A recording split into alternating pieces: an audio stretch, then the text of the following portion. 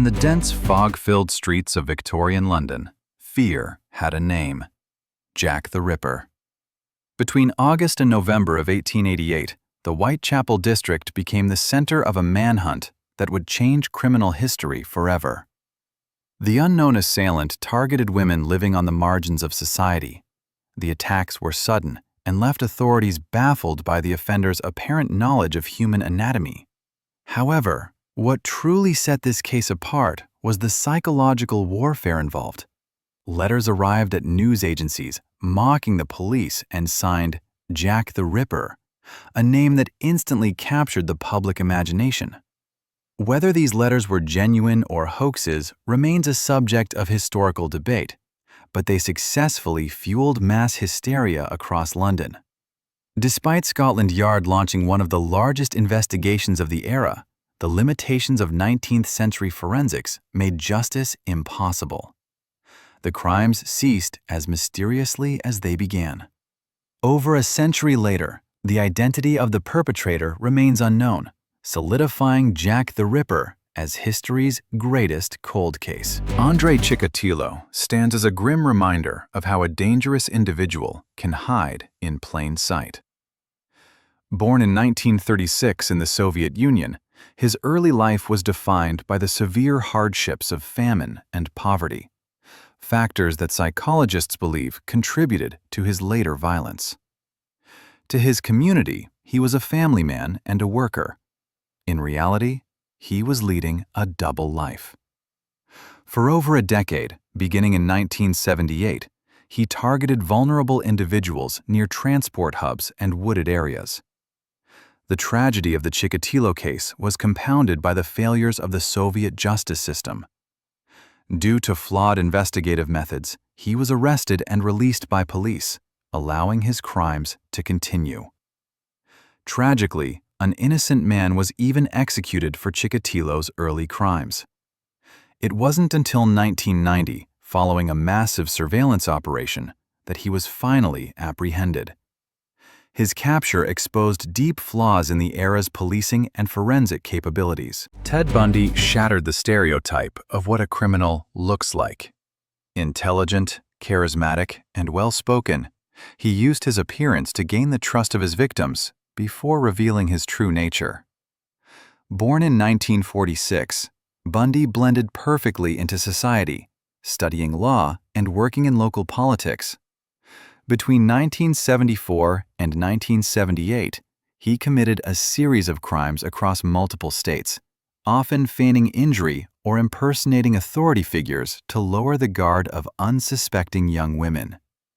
What shocked the nation most was his arrogance. Bundy represented himself in court, turning his trial into a media spectacle, and even managed to escape custody twice. His ability to manipulate the system and the people around him made him a terrifying figure in American history. His case remains a definitive study in psychopathy, proving that dangerous individuals often hide behind a charming smile. Albert Fish is often cited by criminal psychologists as one of the most disturbed individuals in American history. Born in 1870, his life was a catalog of mental illness and instability. Outwardly, he appeared to be a harmless, elderly grandfather figure. However, behind closed doors, he harbored dark obsessions. He is best known for the kidnapping of 10-year-old Grace Budd. Years after her disappearance, Fish sent a letter to her mother detailing the crime, a piece of evidence that ultimately led detectives to his door. Fish was declared legally sane despite his severe delusions and was executed in 1936. His confessions were so unsettling that they traumatized even the hardened detectives assigned to his case. Between 1978 and 1991, Jeffrey Dahmer committed crimes that disturbed the world. Struggling with isolation and severe mental health issues, Dahmer lured victims to his apartment where he committed heinous acts. The case is often discussed regarding the massive oversight by local authorities. Police had multiple opportunities to intervene, including one instance where a victim escaped but was returned to Dahmer by officers who misunderstood the situation. When he was finally arrested in 1991, investigators uncovered a crime scene filled with evidence of his macabre interests.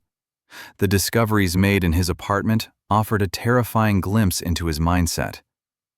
Dahmer was sentenced to life in prison, but was killed by a fellow inmate in 1994. Pedro López is infamous not only for the sheer scale of his crimes, but for the miscarriage of justice that followed. Born in Colombia in 1948, his life was defined by extreme poverty and displacement, fueling a deep resentment towards society. Drifting across South America, López targeted young girls in Colombia, Peru, and Ecuador. In 1980, he was apprehended and confessed to ending the lives of hundreds of victims. He led authorities to numerous gravesites, confirming the horrific scope of his actions. However, due to legal limitations in Ecuador at the time, the maximum sentence he could receive was relatively short. He was released in the late 1990s for good behavior and subsequently vanished. His current whereabouts remain unknown, leaving an entire continent with a chilling realization that a prolific predator may still be at large. John Wayne Gacy lived a meticulously constructed lie. To his neighbors, he was a successful contractor, a political volunteer, and a man who dressed as Pogo the Clown to entertain children at hospital events. Beneath this respectable facade, Gacy was preying on teenage boys and young men. Between 1972 and 1978, he lured many victims to his home with promises of construction work. Once there, they were never seen again. For years, disappearances were written off as runaways. It wasn't until 1978, when police investigated the disappearance of a local teenager, that they searched Gacy's home. They discovered that he had been burying victims in the crawl space beneath his house.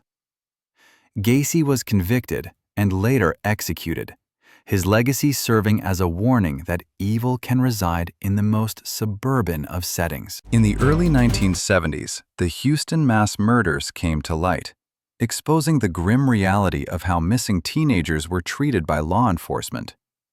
Dean Corll, an electrician, was responsible for the deaths of at least 28 young men. Corll did not act alone. He manipulated two local teenagers into becoming his accomplices, using them to lure victims into his trap. The spree ended only when one of his accomplices turned on Corll, ending his life and subsequently confessing to police. The case was a watershed moment for American law enforcement. At the time, parents who reported their sons missing were often told the boys had likely run away. The discovery of Corll's crimes forced a nationwide overhaul of how missing person reports, particularly those involving teenage boys, are handled.